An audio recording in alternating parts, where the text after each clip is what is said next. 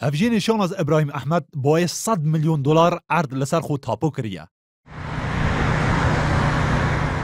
لگور او بلگین کو کتنه دست انارتی لطیف راشید هفجین شاناز ابراهیم احمد و خوشکا هیرو ابراهیم احمد 75,000 متر چارگوشه زوی لناوچه دباشان آسلیمانی لسر خود تاپو کریه.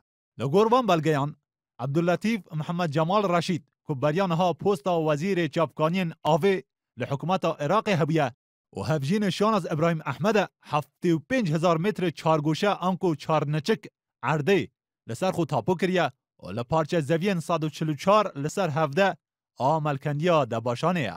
لگور خملاندلان او زوین کدان لطیف راشید با 100 میلیون دلار آیا او دمکی دایا که هر فرمانبرک حکومتی بو ورگرتنا تنی و تنی 200 متر عرده پیویست به 10 سال خدمت هبه و دنها داجی زوی لسر وان نهایت پاروا کرن.